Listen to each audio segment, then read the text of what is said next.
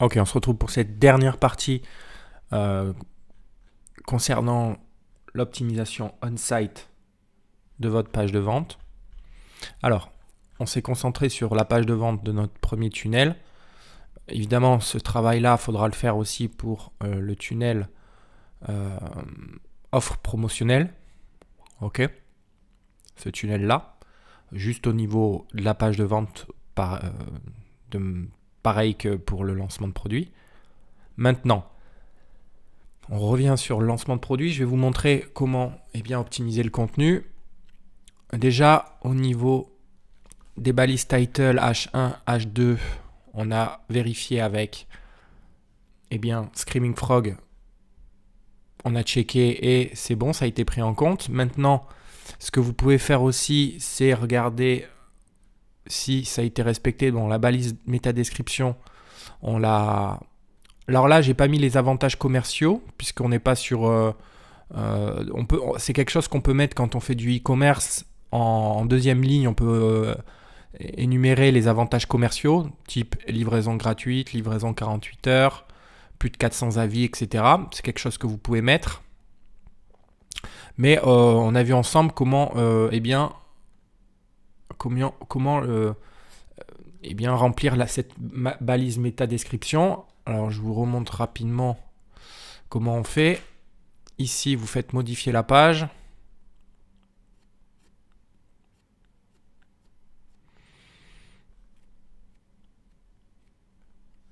Le titre H1, donc un titre H1 par page et H2 également, un titre H2 par page. Donc là, ça a été respecté. On a mis un titre H1 ici. On a mis un titre H2 ici. Donc ça, c'est respecté. Jamais de H2, jamais de H3 avant un titre H2. Bon, ça, c'est logique. Et ne pas mettre les mêmes mots-clés pour H1, H2 et H3. Ok ? C'est ce qu'on a fait. H1, on a repris le contenu de la balise title, mais on l'a écrit différemment. Donc c'est ce que j'ai fait, puisque regardez, là j'ai mis sur la balise title recette de pâte à pizza professionnelle, et là je l'ai mis différemment sur la balise H1. Apprenez les recettes de la pâte à pizza professionnelle. Donc c'est les deux, entre la balise title et la balise H1, c'est différent. Donc ça a été respecté ici, je souligne. H2 et H3, bon là c'est contenu sémantique, c'est-à-dire que c'est des balises qui ont moins d'impact au niveau du référencement, mais vous pouvez pour la balise, vous pouvez très bien ici pour cette balise-là mettre une requête un peu moins concurrentielle, c'est ce que j'ai fait. Pâte à pizza maison, on a vu que c'était moins recherché au niveau de SEMrush ici. On a vu, alors je peux vous remontrer, mais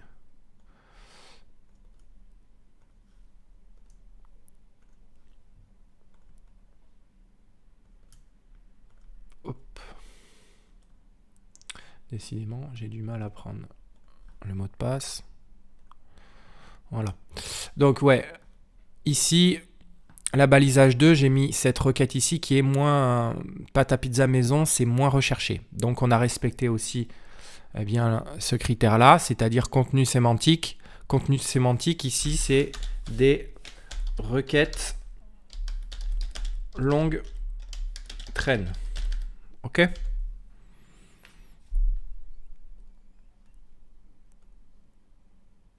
Ici, c'est entre guillemets longue traîne.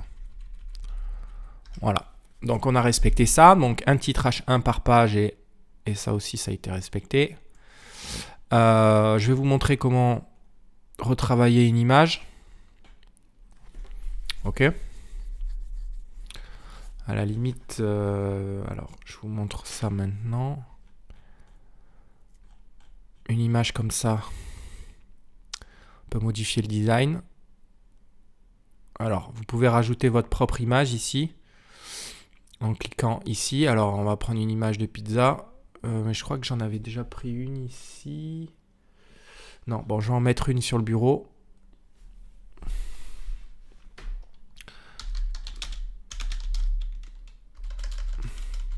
Ouais, pâte à pizza maison. On va prendre une image. Ici. Tac. Alors, ici, une petite astuce. Vous faites outils, taille, égale à. Vous mettez 800 par 800. OK. Puisque c'est le format qui est le format optimisé d'une image. D'un point de vue de Google, c'est le format idéal. Donc, vous prenez que des images en 800 par 800 et vous faites OK.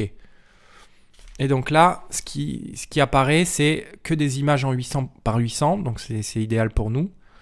Et on va prendre, prenez une belle image. Hein. Celle-là. Là, vous faites afficher l'image. Hop. Enregistrer sous et le bureau. Voilà. On a pris notre image. Validé. Donc, retravailler le nom du fichier, toujours. Ça a un impact aussi. Pas énorme, mais ici, vous pouvez très bien... Alors, je vous montre. Je vous montre ici. Voilà, le nom du fichier, vous faites renommer. Et là, vous pouvez mettre une requête longue traîne ou une requête concurrentielle, peu importe. Pâte à pizza, on sait que c'est très recherché, donc vous pouvez mettre une requête au niveau du PNG. Ici, donc vous avez modifié le format, le titre. Donc ensuite, écrire uniquement en minuscule et en mettant des tirés du 6. Donc vous pouvez faire ça, renommer, et entre pâte et A, vous mettez le tiré du 6, et entre A et pizza, vous mettez le tiré du 6. Voilà. Ensuite, et l'attribut alt en y mettant le contenu descriptif de l'image par mots-clés sémantiques. Donc l'attribut alt, ça, c'est quand on met l'image au niveau... Alors, où est-ce qu'on va mettre cette image ?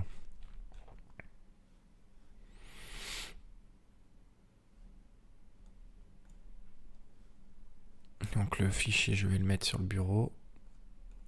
Ça, je supprime, ça me dérange. OK. Donc là, où est-ce qu'on peut mettre l'image ? On va mettre par exemple une image ici. Modifier le design. Là, vous faites ça. Vous cliquez ici.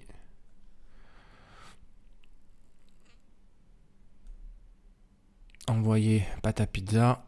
Ouvrir.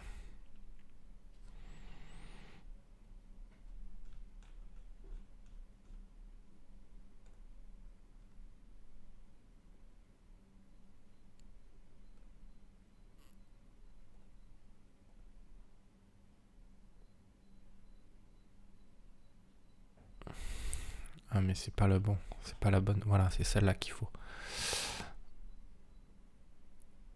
Ok, donc on a l'adresse ici.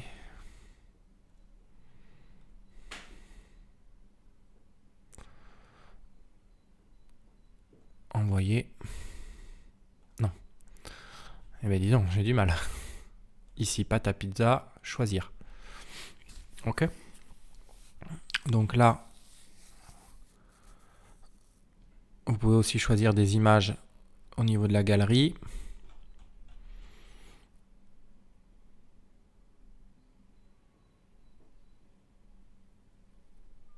Et vous pouvez faire valider. Bon. L'image apparaît mal parce que... Alors vous pouvez très bien mettre la page ici. À la place d'une vidéo, vous pouvez mettre une image.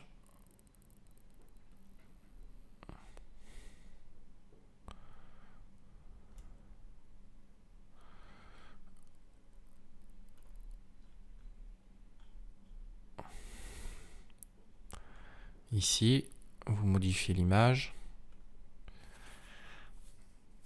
Mais ça sera pas très... ça sera pas très beau. Donc là, on fait précédent. Où est-ce qu'on va pouvoir mettre l'image? On va refaire précédent, ici.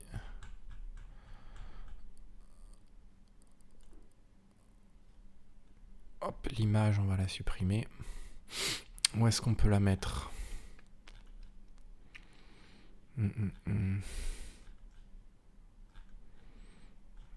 Ah bah ici, par exemple, cette image-là. Modifier le design. Paramètres.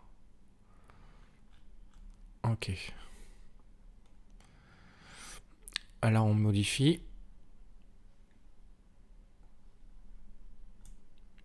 On prend notre fichier ici. Et on fait... Alors, ici, on peut faire...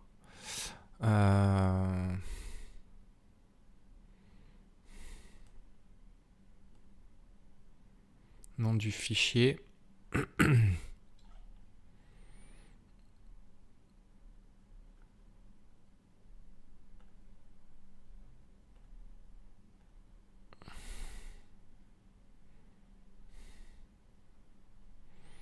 Choisir. Voilà. Si on dézoome un petit peu, bon ben voilà. On voit la pâte à pizza là. Bon, c'est pas génial. Hein. C'est pas génial. On va faire mieux.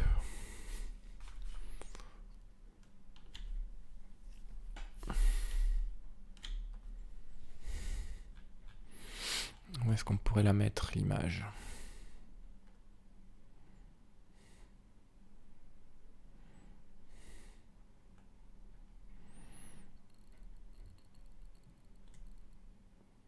Ouais, bah on peut la mettre ici, éventuellement. Modifier.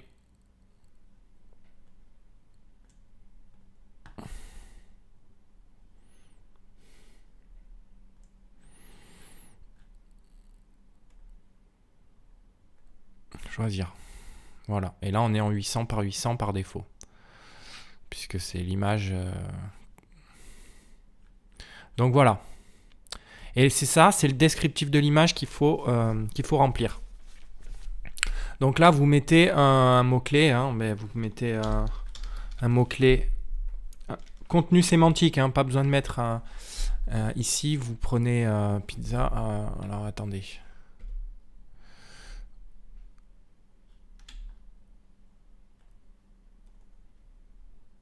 Pourquoi c'est en anglais?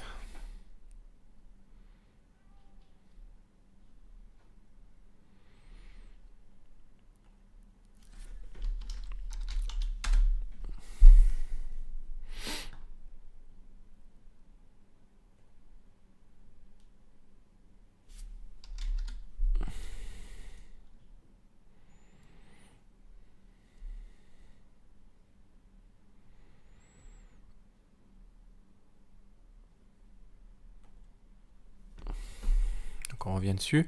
Donc vous voyez, j'ai fait l'import de la photo et ça s'est mis directement en 800 par 800 puisque c'est ce qu'on avait, c'est le format qu'on avait choisi sur Google. Donc ça s'est mis par défaut, ça n'a pas modifié le format. Donc ça c'est cool. Et là, le descriptif de l'image, faites attention, c'est important à remplir. Il faut vraiment le remplir. Donc là, vous mettez un mot-clé. Là, vous mettez France, rechercher.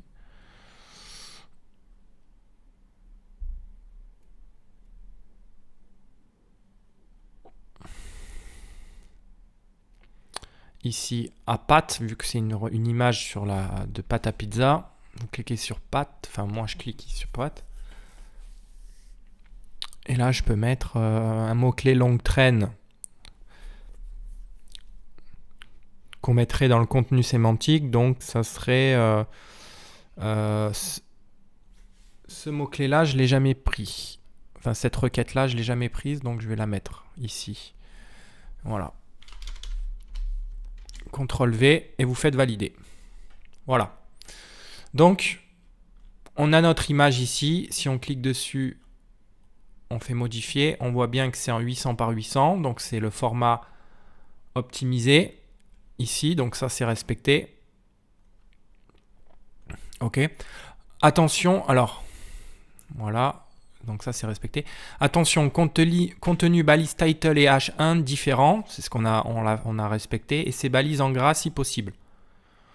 H1 environ 75 caractères, donc ça je vous laisse le respecter. Moi je pense que j'ai respecté à peu près.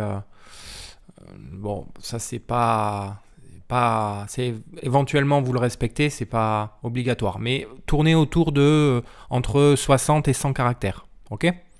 D'ailleurs, Screaming Frog vous le dira, par exemple ici, si je fais donc au niveau de l'image c'est bon, hein, si je clique dessus, je vous ai montré ici, il y a le descriptif de l'image, donc on a mis une requête de contenu sémantique, donc pas une requête trop concurrentielle. Ici, là, si vous faites prévisualiser, ici, vous faites CTRL A, CTRL C, vous passez encore l'URL sur Screaming Frog, et vous pouvez aller dans Images ici. D'accord ?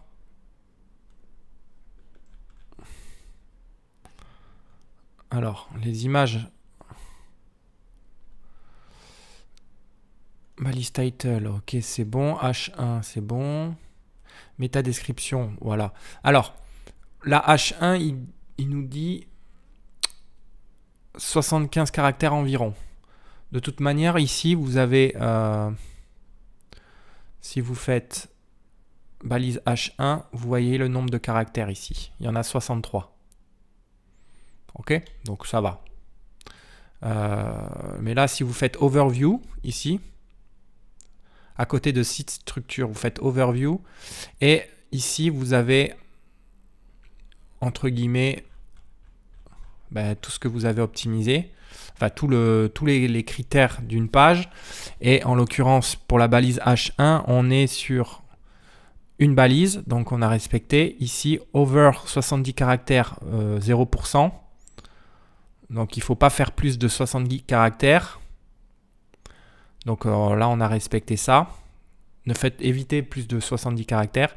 Et on en a 63, exactement. OK ? Donc, on est pas mal. Après, vous pouvez faire ça pour... alors ensuite... Donc les balises en gras, les balises title et H1 en gras, ça donne un petit peu plus de poids, mais c'est négligeable. Donc après, vous pouvez faire ici, éventuellement, ici vous prenez ça, vous prenez l'entièreté et vous mettez en gras. Voilà. Ça donne un peu plus de poids le fait de mettre le H1 en gras. La page ici, je ne sais pas si on peut, si on a cette capacité ici de pouvoir mettre en gras, mais je pense pas. Non, on peut pas mettre en gras. Bon, c'est pas grave. L'idée c'est de mettre au minimum, mettez le titre H1 en gras. Et voilà, l'image, on l'a retravaillée ensemble. On a modifié l'attribut alt, on a modifié le contenu descriptif de l'image et on a retravaillé le nom du fichier. L'attribut alt, c'est pas proposé, au niveau de l'Erniebox, mais c'est pas grave. On a renseigné le contenu descriptif de l'image, donc c'est l'équivalent en fait. Le contenu descriptif, c'est l'attribut alt. Ok. Donc tout a été respecté là, au niveau de la page. Maintenant, je vous montre tout de suite comment intégrer tous ces mots-clés. Enfin, les mots-clés que j'avais, des mots-clés longue traîne, que j'avais sélectionnés en fonction des critères de pertinence, on-site et off-site. Donc là, vous prenez Google, tapez votre mot-clé en rapport avec votre niche, enfin en tout cas en rapport avec le produit que vous souhaitez lancer au niveau de votre niche. Pâte à pizza. Là, vous prenez un contenu. Je vais prendre un contenu anglais. Donc là, vous faites paramètres, langage. Anglais, ici. Vous faites enregistrer. Settings. Search settings. Normalement, ça doit être en anglais ici. Langage. Ok, c'est en anglais. Search result. Langage anglais. Ok, c'est bon. Save. Donc, pâte à pizza, on a des... Ici, vous mettez tool.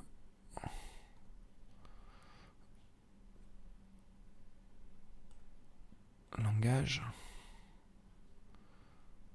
Anglais, anglais. Résultat de recherche. Ah oui, résultat de recherche, ici, vous décochez Current Region, vous mettez anglais. Donc ici, vous mettez United Kingdom, par exemple. Save. Et là, ça va vous donner des résultats, normalement. Non, toujours pas.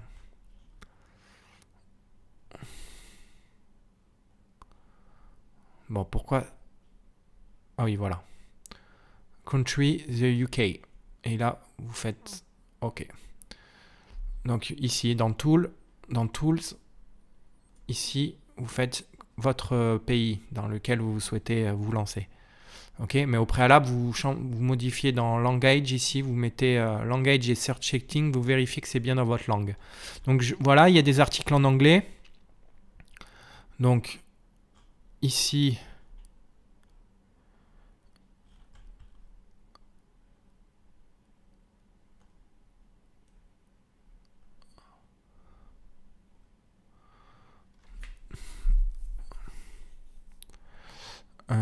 attendez.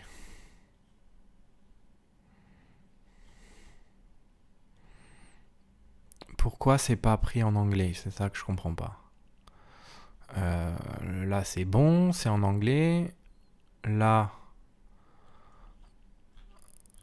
c'est pris en anglais aussi. Et pourquoi j'ai pas les articles en anglais là?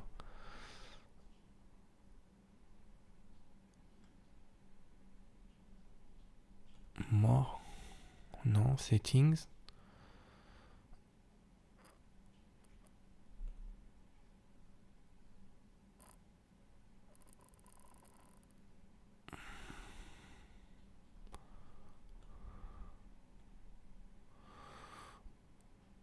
Mettre pizza peut-être. Ah, faut peut-être que je relance une recherche. Ah ouais, voilà. Fallait que je reclique sur recherche ici, ça avait pas pris en compte.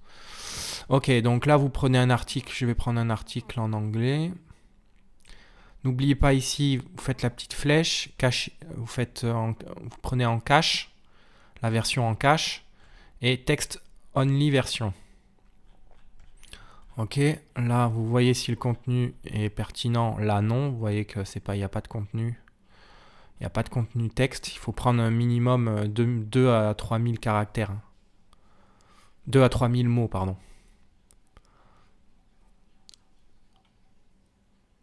Ici, je vais prendre ça. Ah non, ça parle de pâtes.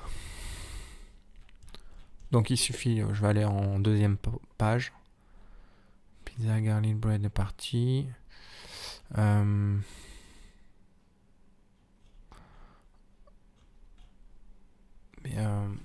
Pizza bread pizza. Je crois que c'est pâtes. Ouais. Là, on aura une recette de pâtes.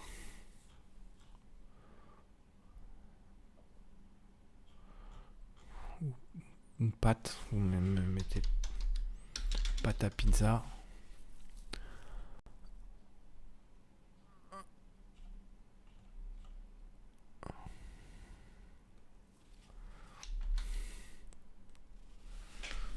Donc là, vous ouvrez Deeply.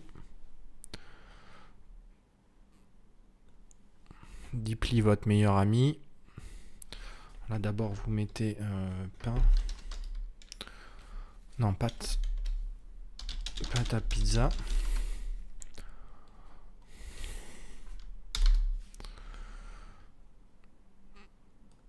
Donc, en français et on le veut en anglais. Pizza, ok. Vous prenez ça. Là, vous mettez ici. Comme ça, je galère pas pendant 100 ans. Ok, là, vous avez des recettes, des articles de recettes de pâte à pizza. Vous prenez la version en cache. Text only.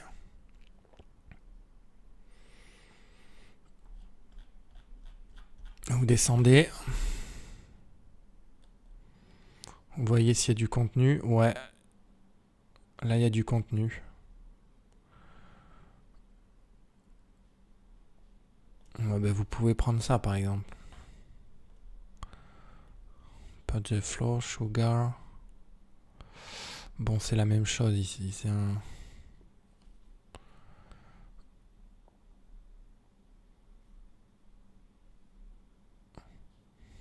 Vous pouvez mettre une astuce, par exemple. Au lieu de mettre la recette complète, vous pouvez mettre juste une astuce au niveau ici.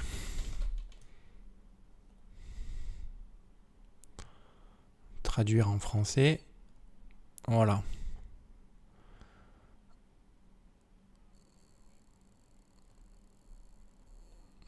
Donc là, on s'en fout. Vous vérifiez s'il n'y a pas du duplicate content. Donc vous faites deux guillemets et vous collez votre texte ici.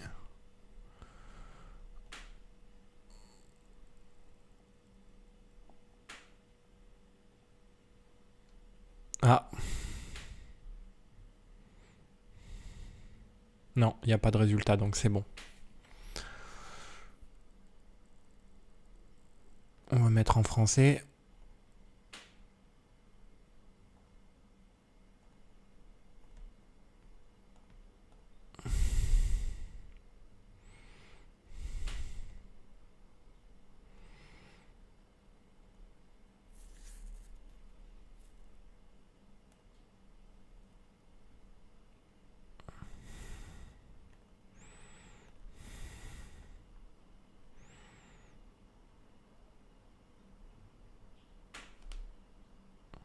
Ok, donc on n'a aucun résultat, donc c'est bon, il n'y a pas de duplicate content, donc je peux prendre le contenu. Voilà, donc je rajoute une petite astuce ici.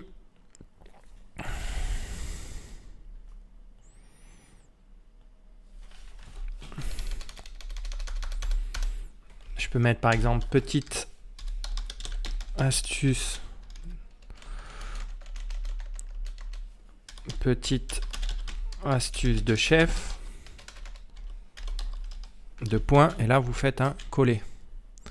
Évidemment, le contenu, eh ben, il est mal collé. Bon.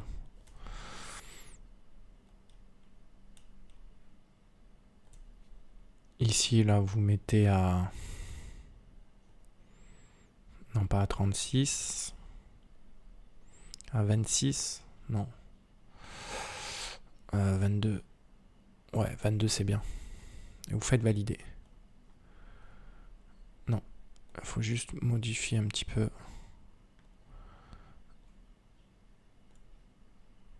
La couleur du texte. Vous mettez en blanc. Voilà. Petite astuce de chef. Congeler la pâte après l'avoir divisée. Là, étape 2, je peux le supprimer. Envelopper dans un film alimentaire et du papier d'aluminium, puis conserver au congélateur jusqu'à 1 mois. Décongeler à température et poursuivez.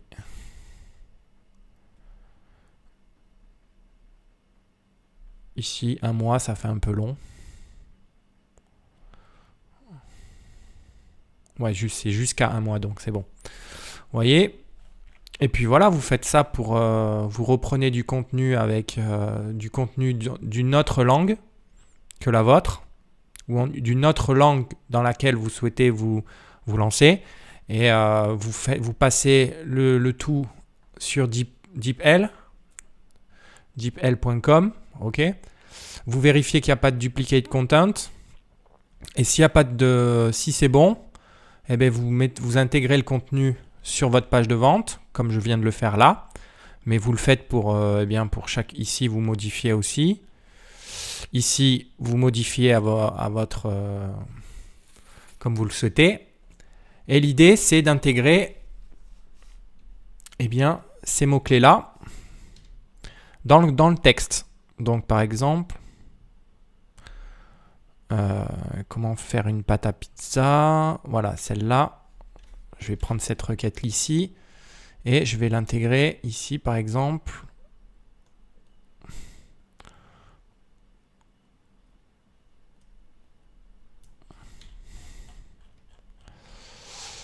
Petite astuce de chef.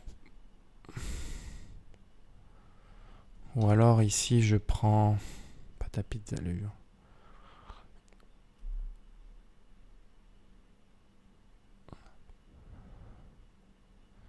Ici, par exemple, vous pouvez regarder pâte à pizza sans levure.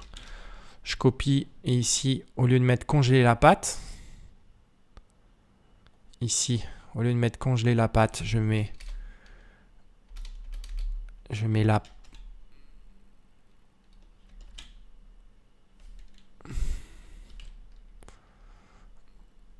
et bien je mets ici le contenu. Ah, ça m'a là. Ok. La pâte congé, la pâte à pizza sans levure. Vous voyez? Ça, j'avais dit que je le supprimais, ça c'est pas supprimé. Congeler la pâte à pizza sans levure. Donc déjà, j'ai intégré pâte à pizza sans levure. Donc ça a été fait. Congeler. Ici, vous pouvez mettre petite astuce de chef.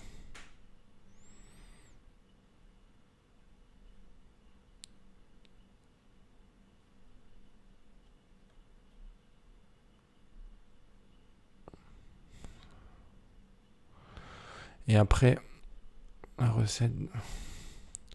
Décongeler la température ambiante et poursuivre la recette.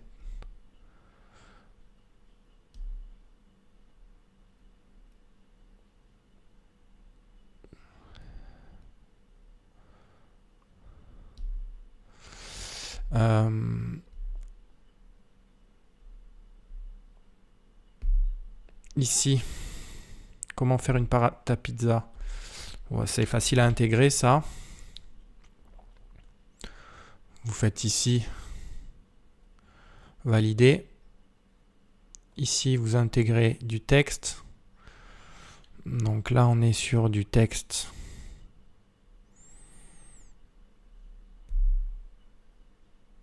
H3 par exemple. Le H3, ça n'a pas beaucoup d'impact au niveau du référencement, mais et H3, H4, au-delà de H2, ça n'a plus vraiment d'impact.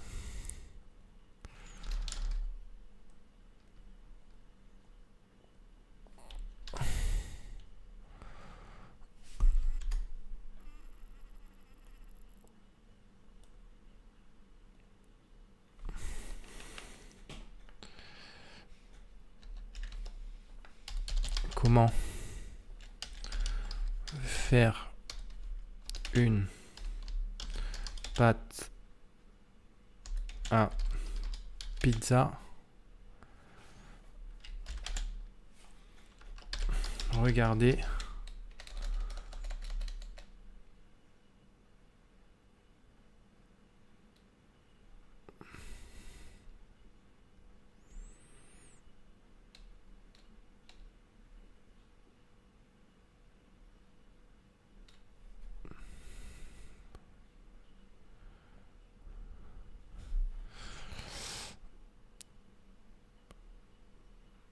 Faire une pâte à pizza, c'est déjà En fait, dans comment faire une pâte à pizza, j'ai aussi la requête faire une pâte à pizza. Donc là, en mettant cette phrase-là, j'optimise sur 2 requêtes. Donc je fais une pierre deux coups. Et il faudrait juste que je rajoute recette ici. Pâte à pizza recette. Comment faire une si je rajoute recette à la fin de comment faire une pâte à pizza, ici, vous voyez, comment faire une pâte à pizza, c'est celle-ci. Ça prend aussi en compte faire une pâte à pizza, donc c'est bon. Et je prends aussi, si je rajoute juste recette à la fin, eh bien ça me prendra aussi la requête pâte à pizza recette, qui est recherchée 720 fois. Donc vous voyez qu'on peut faire en une phrase, on peut utiliser plusieurs requêtes si c'est fait de manière subtile. Il ne faut pas que ça soit suroptimisé. Ne suroptimisez pas le contenu quand même. Il faut que ça soit fait de manière subtile. Comment faire une pizza, une pâte à pizza. Là, vous pouvez mettre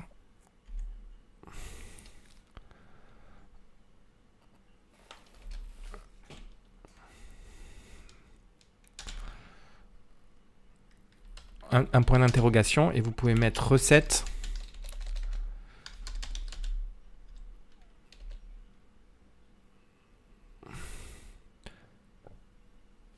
Recette dans la vidéo ci-dessous. Voilà, c'est plus subtil. Je vais agrandir un petit peu. Je mets en gras éventuellement. Le contenu en gras, c'est intéressant. Je mets en 28. Non, trop lourd. 24. Non plus. Je vais enlever le gras, j'aime pas trop. Vous pouvez mettre en italique éventuellement. Non. Je laisse comme ça. Je mets pas en gras. Et je fais OK.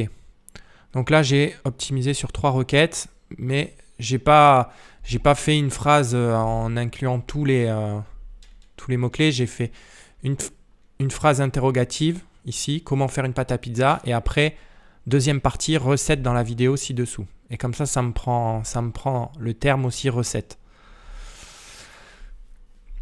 Donc voilà, je pense que vous avez compris la philosophie pour, enfin en tout cas la méthode pour intégrer du contenu sémantique sur des requêtes longue traîne.